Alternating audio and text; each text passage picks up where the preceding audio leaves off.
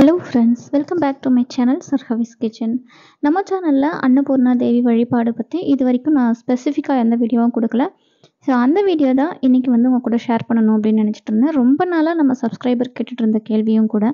So அதுக்கான full detail video நான் இதில் இருக்குது. எல்லா விஷயமும் அன்னபூர்ணா தேவியை பற்றின எல்லா விஷயங்களும் நான் இதில் டீட்டெயிலாக கொடுத்துருக்கேன். ஸ்கிப் பண்ணாமல் பாருங்கள், உங்களுக்கு யூஸ்ஃபுல்லான விஷயங்கள் இருக்கலாம். மனித பிறவி எடுத்த பிறகு இந்த உலகத்தில் எல்லாரும் கஷ்டப்படுற ஒரு விஷயம் அப்படின்னு பார்த்திங்கன்னா சாப்பாடு தான். ஸோ நம்ம எவ்வளவு தான் சம்பாதிச்சாலும் நமக்கான சாப்பாடு இதுதான் அப்படின்னு பரமன் அளந்து வைக்கிறது தானே. அப்போது அந்த சாப்பாடு அப்படிங்கிறது வாழ்க்கையில் எவ்வளோ முக்கியமான விஷயம். 3 வேளை சாப்பாடு அப்படிங்கிறது தான் இந்த உலகத்தோட நியதி. இந்த உலகத்துக்கு பொதுவான விஷயம் சாப்பாடு தான். இந்த சாப்பாடு அப்படிங்கிற ஒன்று இல்லை அப்படின்னா எதுவுமே கிடையாது. நம்மளால் வாழவும் முடியாது. நம்ம மட்டும் இல்லை, இந்த உலகத்தில் இருக்கிற அத்தனை ஜீவராசிகளுக்கும் உணவு அப்படிங்கிறது தேவைதான். இதை தாண்டி பொன் பொருள் வீடு இது எல்லாமே நம்முடைய அடுத்தடுத்த தேவைகள் தானே தவிர உணவு தான் நம்முடைய அன்றாட தேவைகளில் முதன்மையானது. உயிர் வாழ்கிறதுக்கே அந்த உணவு தான் நமக்கு தேவைப்படுது. அப்படி இருக்கும்போது இந்த உணவுக்கு தெய்வம் அப்படின்னு பார்த்தீங்கன்னா அவள் அன்னபூரணி தான். நமக்கு சோறு போடுற தெய்வம், இந்து சாஸ்திரப்படி நமக்கு சோறு போடுற தெய்வம் இந்த அன்னபூரணி அப்படின்னு எல்லாருக்கும் தெரியும். ஸோ இந்த அன்னபூரணி அம்மன் எப்படி உருவானாங்க, அன்னபூரணி அம்மனை எப்படி வழிபாடு செய்யலாம், அன்னபூரணி அம்மனுக்கு நிறைய ஸ்தோத்திரங்கள் இருக்குது. அன்னபூரணி வழிபாடு செய்யறதால நமக்கு என்னென்ன பலன்கள் இருக்குது, எல்லா விஷயமும் இந்த ஒரு வீடியோவில் இருக்குது. ஸ்கிப் பண்ணாமல் பாருங்கள். அன்னபூரணி அம்மனை வழிபாடு செய்கிறதுலையே நிறைய பேருக்கு சந்தேகம் இருக்குது. நாங்கள் அசைவம் சாப்பிட்றோம், நாங்கள் சைவம் சாப்பிட்றோம், நாங்கள் வழிபாடு செய்யலாமா அப்படின்னு. அசைவம் சைவம் இது சம்பந்தம் இல்லாத ஒன்று. ஆன்மீகத்தை பொறுத்த வரைக்கும் அவரவர்களுடைய விருப்பப்படி உணவுகள் அப்படிங்கிறது இருக்கலாம். இப்போ அசைவம் சாப்பிட்றவங்களும் அன்னபூரணி தாயாரை வழிபாடு செய்யலாம். நம்ம இப்போ சைவம் சாப்பிட்றாங்க அப்படின்னா அவங்க கிச்சன்லேயே அன்னபூரணி அம்மனை வழிபாடு செய்வாங்க. அதாவது விக்கிரகமாக இருக்கும் பட்சத்தில் கிச்சனில் வச்சுக்கலாம். பச்சரிசி வச்சு நம்ம ஃபில் பண்ணி வச்சுக்கலாம். அப்படி இல்லை, படங்கள் இருக்குது, விக்கிரகமும் இருக்குது, நாங்கள் அசைவம் சமைக்கிறோம் அப்படிங்கிற பட்சத்தில் நம்ம கொஞ்சம் மனசு கேட்காது இல்லையா. ஏன்னா அசைவம் சமைக்கிற இடத்துல தெய்வ வழிபாடு அப்படிங்கிறது கொஞ்சம் நமக்கே அன்கம்ஃபர்டபுளாக இருக்கும். அதனால் நம்ம பூஜை அறையில் வச்சு நம்ம வழிபாடு செய்யலாம். இதில் ரொம்ப முக்கியமான விஷயம் என்ன அப்படின்னு பார்த்தீங்கன்னா, அசைவம் சமைத்தாலும் பூஜை அறையில் நம்ம அன்னபூரணி தாயாருடைய விக்கிரகம் வைக்கலாமா அப்படின்னு கேட்குறாங்க. ஸோ அது அவரவருடைய விருப்பத்தை பொறுத்தது. சைவம் அசைவம் எதுவாக இருந்தாலும் இந்த உலக உயிர்களுக்கு படைக்கும் உணவுக்கு அதிபதி அன்னபூரணி தான். அதனால தாராளமாக வைக்கலாம். அப்படி வைக்கும் பட்சத்தில் நம்ம அசைவம் சமைக்கிறோம் அப்படின்னா அன்னைக்கு தினத்தில் அம்பாளோட விக்கிரகம் ஏதாவது ஸ்க்ரீன் வச்சு க்ளோஸ் பண்ணி விடுற மாதிரி, ஸோ அந்த மாதிரி நீங்கள் வச்சுக்கலாம்.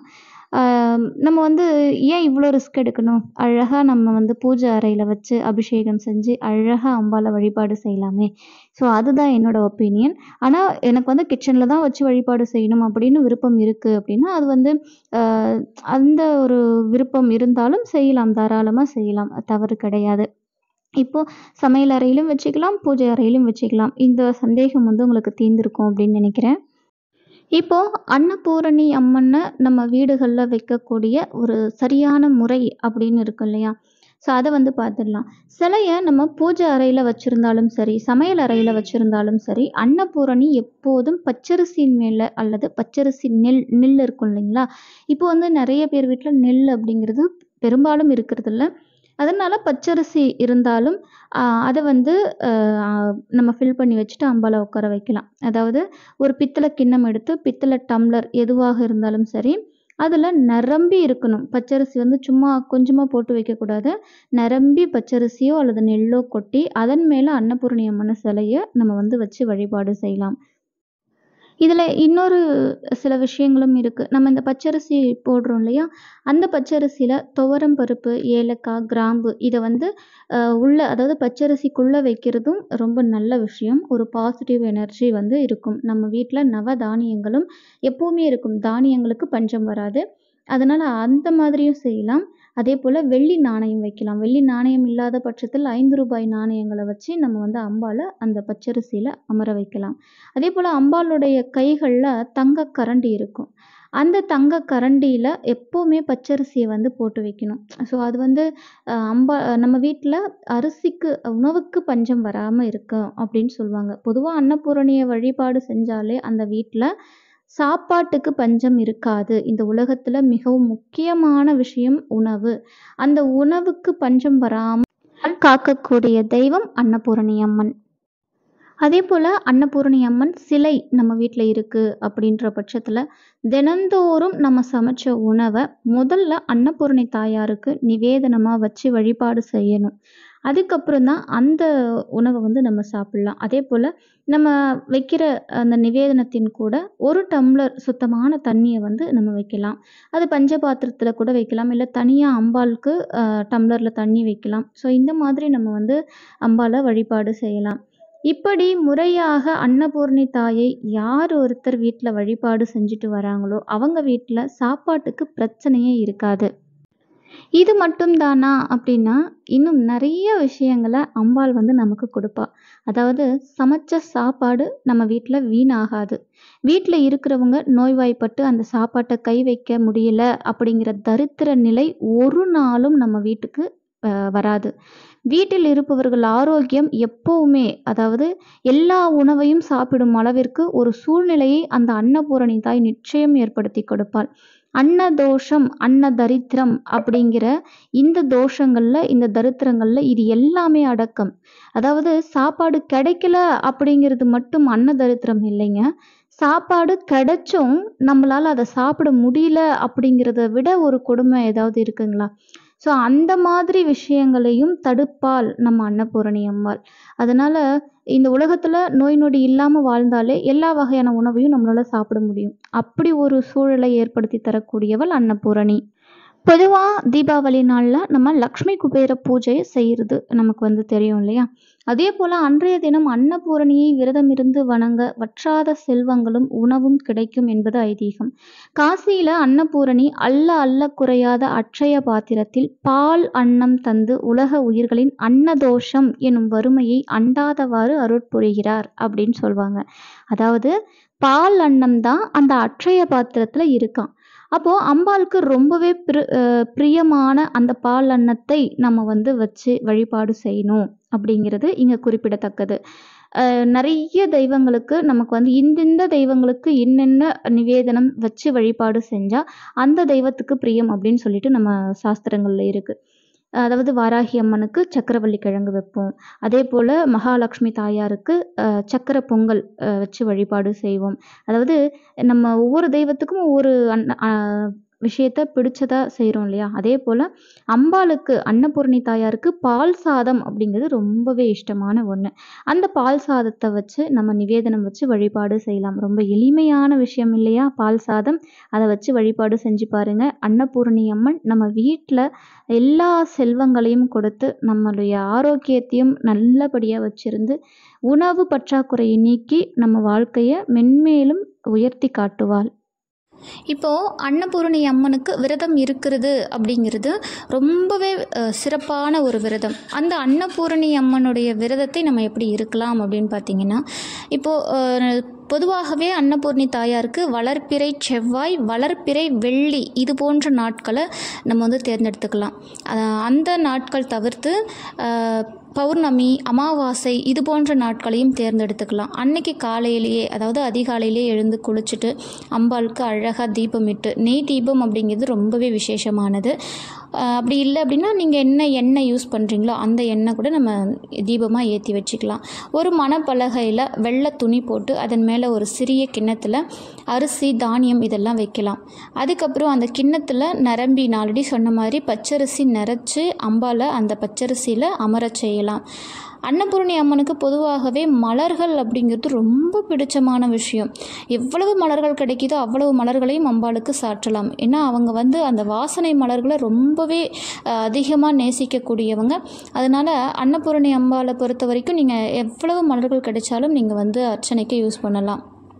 அதாவது அதுக்கப்புறம் வந்து நிவேதனம் அப்படின்னு பார்த்தீங்கன்னா, நான் சொன்ன மாதிரி பால் சாதம், அதுக்கப்புறம் பால் பாயாசம், அதுக்கப்புறம் சக்கரை பொங்கல், என்னெல்லாம் உங்களுக்கு முடியுதோ சிம்பிளாக ஒரு பால் சாதம் கூட வச்சு வழிபாடு செய்யலாம்.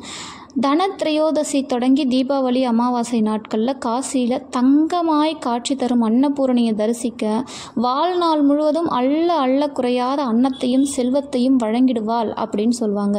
இந்த நாட்களில் தங்க அன்னபூரணியை தரிசிக்கிறதுக்காகவே பெரும்பாலானோர் காசி யாத்திரை போகிறாங்களாம். அதாவது அந்த தீபாவளி சீசனில். ஏன்னா அந்த 3 நாட்கள் மட்டும்தான் அம்பாள் வந்து காசியில் தங்கத்தாலேயே அம்பாளை வந்து அலங்காரம் பண்ணி அன்னபூரணியை வந்து தரிசிக்க அலோவ் பண்ணுவாங்களாம். அந்த 3 நாள் மட்டும்தான் அவங்கள பார்க்க முடியும் அப்படின்னு சொல்கிறாங்க. இப்போது அன்னபூர்ணி அம்மனுடைய விரதத்துக்கு பார்க்கலாம். இப்போ வந்து மனை மேலே அம்பாளை வச்சு நம்ம எல்லாமே ரெடி பண்ணிட்டோம், மலர்கள் வச்சு அலங்காரம் பண்ணிட்டோம், அம்பாளுக்கு நிவேதனமும் வச்சாச்சு. இதுக்கு மேலே நம்ம முக்கியமான விஷயங்கள் செய்யணும் இல்லையா? எந்த பூஜையை செய்கிறதா இருந்தாலும் நம்முடைய குலதெய்வத்திற்கும் நம்முடைய முதல் கடவுளான விநாயக பெருமானுக்கும் முதல் வணக்கத்தை சொல்லிவிட்டு அதுக்கப்புறம் வந்து நம்ம பூஜையை ஸ்டார்ட் பண்ணலாம். விநாயகருக்குரிய மந்திரங்கள் சொல்லிவிட்டு நம்முடைய குலதெய்வங்களுக்குரிய மந்திரங்கள் தெரிஞ்சால் சொல்லிவிட்டு, இல்லை தெரியாது அப்படிங்கிற பட்சத்தில் நம்ம குலதெய்வத்தை எந்த விதத்தில் வணங்குவோமோ அந்த வகையில் வணங்கி விட்டு அதுக்கு பிறகு அன்னபூரணி தேவிக்குரிய மந்திரங்கள் துதிகள் இது வந்து ரொம்ப முக்கியம். அன்னபூர்ணா தேவிக்கு காயத்ரி மந்திரமும் இருக்குது, அதை உச்சரித்து நம்ம வந்து வழிபாடு செய்யலாம். அதன் பிறகு தேவிக்கு தீப தூப ஆராதனை காட்டிவிட்டு நம்ம பூஜையை முடிக்கலாம். பூஜையை முடிக்கும் வரை உணவு உண்ணாமல் தான் இருக்க வேண்டும். இதில் நீங்கள் ஒரு நாள் முழுக்க விரதம் இருக்க வேண்டிய அவசியம் கூட இல்லைங்க. காலையிலேருந்து மதியத்துக்குள்ளவே, அதாவது காலையில் அந்த பூஜை செய்கிறீங்க அப்படின்னா ஒரு குறிப்பிட்ட, இப்போ வெள்ளிக்கிழமை அப்படின்னா அந்த 10-12 ராகு காலம், ஸோ அதுக்குள்ளார நீங்கள் செய்கிறீங்க அப்படின்னா அந்த குறிப்பிட்ட நேர காலத்தில் நீங்கள் வந்து இந்த விரதத்தை முடிச்சுக்கலாம். ஸோ அந்த மாதிரி ஒரு ½ டே விரதம் இருந்தால் கூட போதுமானது. ஒரு வேளையாவது உணவை தவிர்த்து நம்ம வந்து வழிபாடு செய்யலாம். இல்லை முழு நாளும் உபவாசம் இருக்க முடியும் அப்படின்னாலும் இருக்கலாம். ஸோ நம்முடைய உடல்நிலையை பொறுத்தது உபவாசம் அப்படிங்கிறது. இந்த மாதிரி வழிபாடு விரதம் அன்னபூர்ணியை நோக்கி நம்ம செய்கிறோம் அப்படின்னா நம்ம வீடு எப்போவுமே சுபிக்ஷமாக இருக்கும். இந்த காசிக்கு போகிறவங்களுக்கு தெரியும், தீபாவளி அன்னைக்கு அன்னக்கூடம் அப்படிங்கிற நிகழ்வில் பலவித உணவுகள் பலகாரங்கள் வச்சு பூஜை செஞ்சு அனைவருக்கும் அதை பிரசாதமாக கொடுப்பாங்க.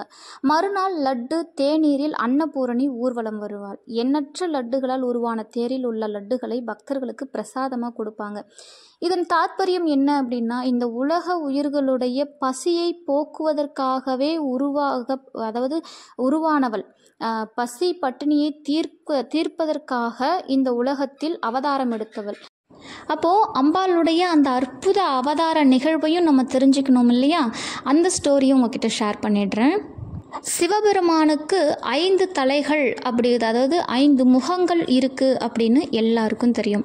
இதே போலவே பிரம்மதேவருக்கும் 5 தலைகள் இருந்ததாம் ஒரு காலத்தில். இன்னைக்கு நான்முகன் அப்படின்னு அழைக்கப்படக்கூடிய பிரம்மதேவன் ஒரு காலத்தில் 5 தலைகளோடு காட்சி தந்தாராம்.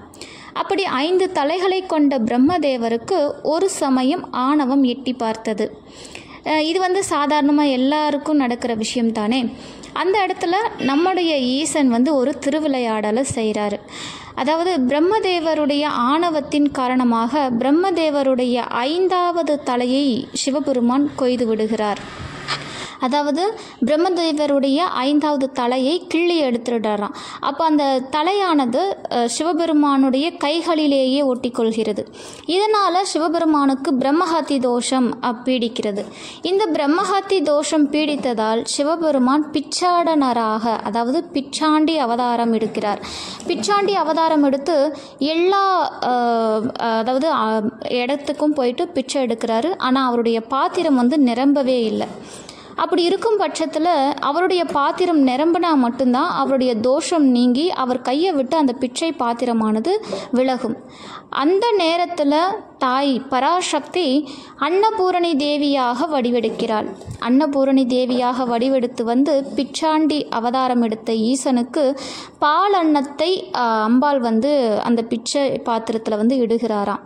அப்படி இடும் பொழுது அந்த பிச்சை பாத்திரம் நிரம்பி அந்த பிச்சை பாத்திரம் சிவபெருமானின் கைகளை விட்டு விலகி விடுகிறது. நம்ம நிறைய திருவுருவ படங்களில் பார்த்திங்கன்னா சிவபெருமான் பிச்சாண்டர் வேஷத்தில் இருப்பார். அம்பாள் வந்து அவருக்கு அன்னத்தை கொடுப்பது போல் ஒரு உருவம் வந்து இருக்கும். ஸோ இதுதான் வந்து அம்பாள் உருவான வரலாறு. அதனால் ஈசனுக்கே அம்பாள் வந்து அந்த உணவை வந்து அழித்து ஈசனுடைய தோஷத்தை போக்கக்கூடியவள் அன்னபூரணி அம்பாள். அப்படி இருக்கும் பொழுது நம்ம வீடுகளில் இருக்கிற அன்னதோஷம், அன்ன தரித்திரம் இதை ரொம்ப அசால்ட்டாக அம்பாள் நீக்கி விடுவாளாம். அவள் அந்த இடத்தில் வழிபாடு செய்யும் பொழுது நம்ம வீட்டில் எப்போவுமே அன்னபூரணியை மறக்காமல் வழிபாடு செய்யணும் அப்படிங்கிறதுக்கு இதுதான் நான் சொல்லிட்டு இருந்தது. ஸோ எப்போவுமே அன்னபூரணி அம்மன் வழிபாடு ரொம்பவும் முக்கியமான விரதங்களில் ஒன்று அன்னபூரணி விரதம். அன்னபூரணி வழிபாடு ரொம்ப ரொம்ப முக்கியம். நம்ம வீடுகளில் அன்னபூரணி அம்மனுடைய ஃபோட்டோவோ அல்லது விக்கிரகமோ வச்சு வழிபாடு செய்யலாம். அவள் நம்ம வீடுகளில் குடியிருக்கும் பொழுது, நம்ம வீட்டில் அன்னபூரணி தாயார் இருக்கும் பொழுது நமக்கு எவ்வித தோஷமும் அண்டாது. நம்ம வீட்டில் உணவுக்கு பஞ்சம் இல்லை, நம்ம உடல் ஆரோக்கியமாக இருக்குது, வீடு எப்பவுமே சுபிக்ஷமாக இருக்குது, மன நிம்மதியோடு இருக்குது அப்படின்னா அந்த வீட்டில் எல்லா செல்வங்களும் எப்போவுமே இருந்துகிட்டே இருக்கும். அதனால் எப்போவுமே அன்னபூரணி வழிபாடு அழகாக செஞ்சுட்டு வாங்க. ரொம்ப ரொம்ப நல்லது. இந்த வீடியோவில் அன்னபூரணி அம்மனுடைய வழிபாட்டில் இருக்கிற எல்லா டவுட்டும் நான் கிளியர் பண்ணியிருக்கேன். ஸோ நானுமே அன்னபூரணி அம்மன் வழிபாடை நான் சொன்ன விதத்தில் தான் நான் செஞ்சிட்ருக்கிறேன். ஸோ ரொம்ப அழகாக, ரொம்ப சிம்பிளாக, பெருசாக செய்யணும்னு இல்லை. நம்ம தினந்தோறும் செய்கிற சாப்பாடு, தினமும் நம்ம சோறு வடிப்போம் இல்லையா, அதாவது சாப்பாடு அப்படிங்கிறது நம்ம வீட்டில் தினமும் செய்வோம். சாப்பாடு செய்யாத நாள் இருக்காது. அந்த சாப்பாட்டில் கொஞ்சோண்டு எடுத்துகிட்டு போய் அம்பாளுக்கு தினந்தோறும் வச்சுட்டு ஒரு டம்ளர் தண்ணி வச்சுட்டு அம்பாளுக்கு ஒரு தீபம் ஏற்றி ஒரு தீப தூப ஆராதனை காட்டி வழிபாடு செஞ்சுட்டு வந்தோம் அப்படின்னா நம்மளுக்கு சகல சௌபாக்கியங்களும் கிட்டும். ஸோ நிறைய பேர் கேட்டுட்டு இருந்த கேள்வி இந்த வீடியோவில் ஃபுல் டீட்டெயில் வீடியோவாக கொடுத்துருக்கேன். இந்த வீடியோ உங்களுக்கு பிடிச்சிருக்கும் அப்படின்னு நினைக்கிறேன். பிடிச்சிருந்தால் மறக்காமல் சப்ஸ்கிரைப் பண்ணிக்கோங்க. அதாவது புதுசாக பார்க்குறீங்க அப்படின்னா சப்ஸ்கிரைப் பண்ணுங்கள். ஏன்னா நிறைய பேர் சப்ஸ்கிரைப் பண்ணாமல் பார்த்துட்ருக்கீங்க. ஸோ அதனால் முதல் தடவை பார்க்குறீங்க அப்படின்னா நம்ம சேனலை சப்ஸ்கிரைப் பண்ணி சப்போர்ட் பண்ணுங்கள், லைக் பண்ணுங்கள், உங்கள் ஃப்ரெண்ட்ஸ் அண்ட் ரிலேட்டிவ்ஸ்க்கு ஷேர் பண்ணி விடுங்க. Thank you so much. பாய்.